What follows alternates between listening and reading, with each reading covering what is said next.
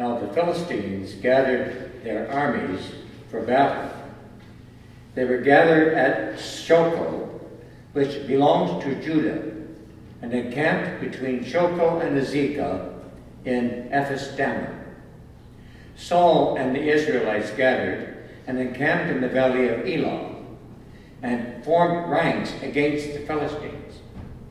The Philistines stood on the mountain on one side, and Israel stood on the mountain on the other side, with a valley between them.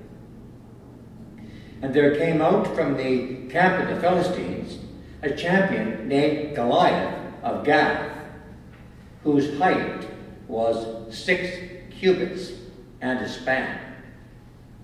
The portrait of the great Goliath, drawn in the scriptures, is a rather strange one. For here is depicted a freak of nature, a giant, strong as a tree. Should one wish to determine his height, a measure of 6 cubits would scarcely suffice.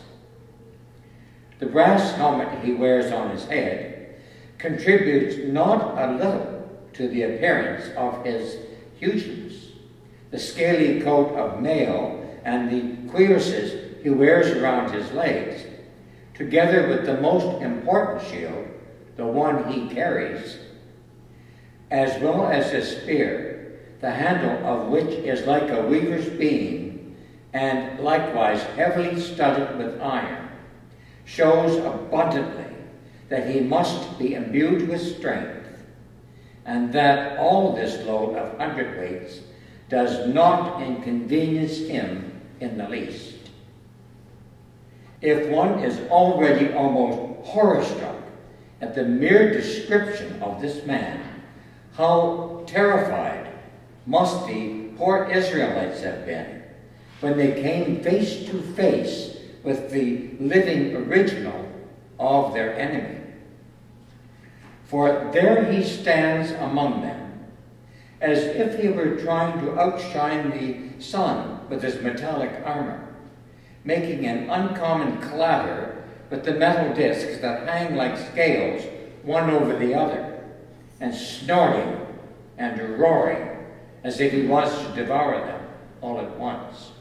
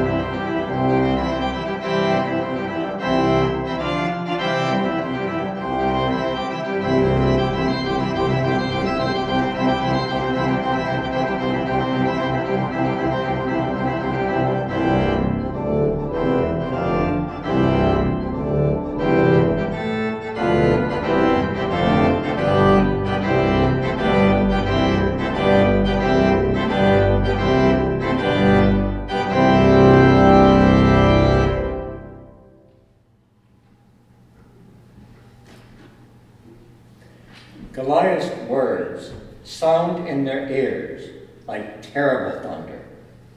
He pours scorn on his enemies and their equipment, challenging them to send forth a champion from their camp.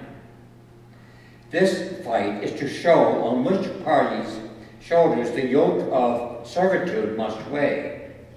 Goliath can easily imagine that by these means the scepter over the Israelites will come into the hands of the Philistines.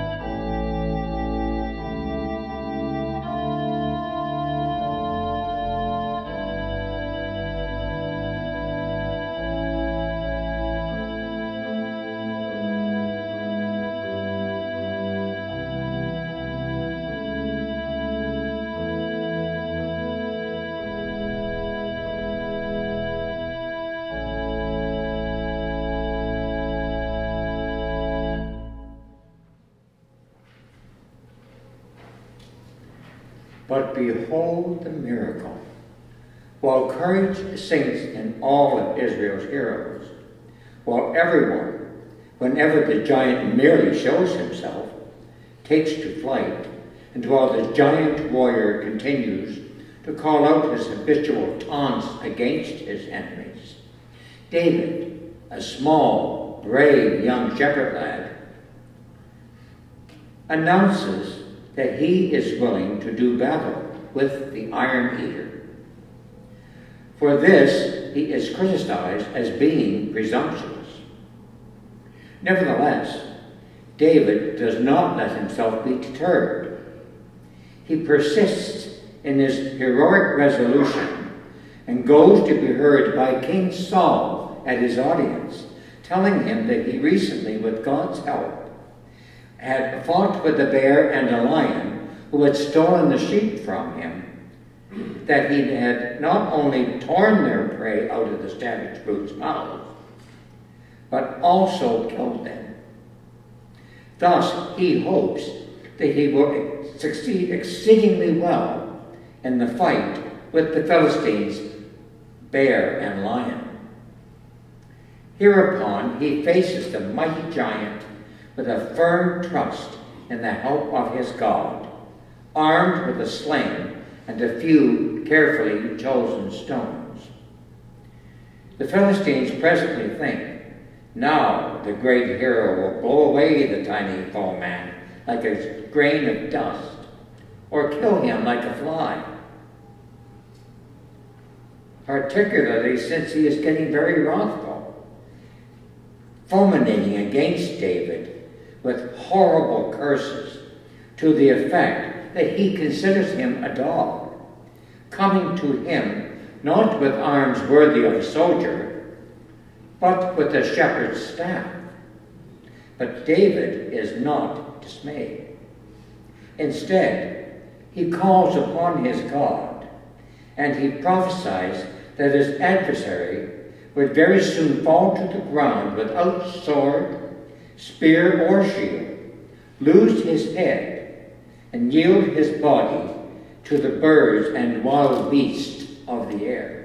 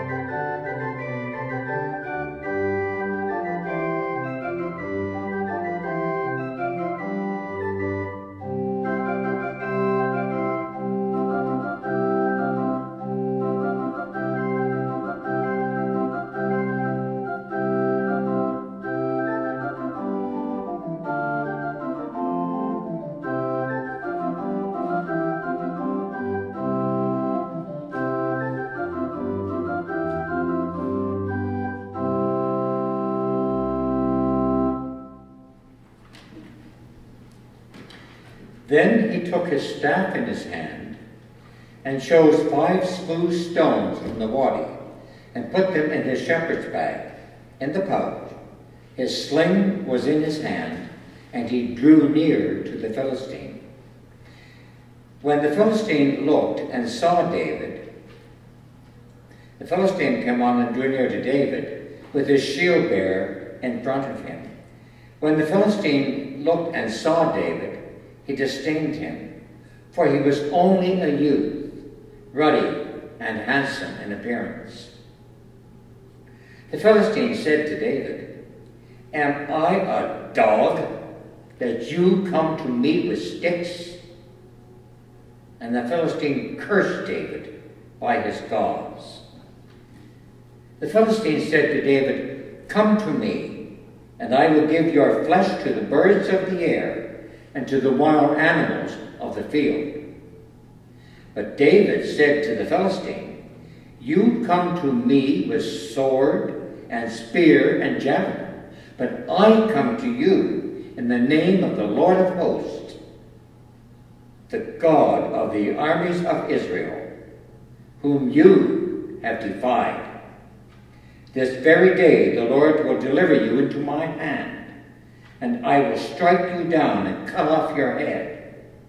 And I will give the dead bodies of the Philistine army this very day to the birds of the air and to the wild animals of the earth, so that all the earth may know that there is a God in Israel, and that all this assembly may know that the Lord does not save by sword and spear, for the battle is the Lord's, and he will give you into our hands.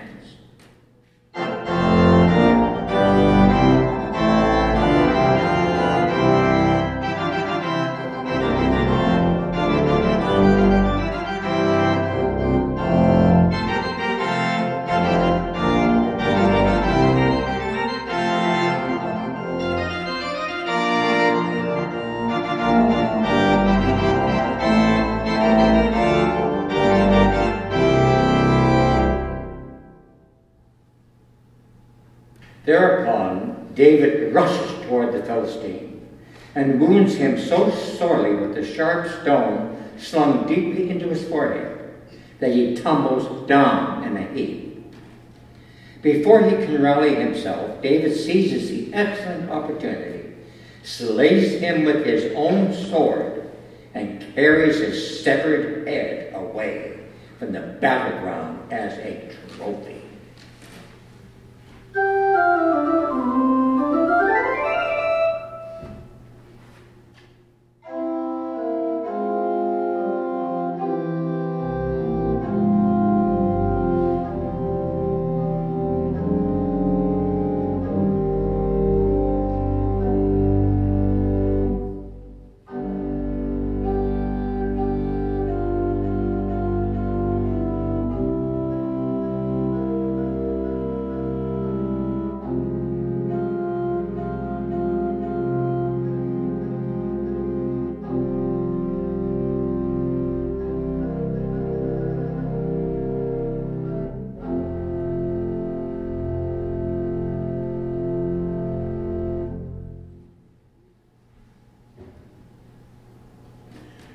While heretofore the Israelites had always fled from the snorting and thumping of the huge Goliath, now the Philistines flee at the victory of little David, thus giving the Israelites an opportunity to hasten after them and to fill the road with the corpses of the slain fugitives.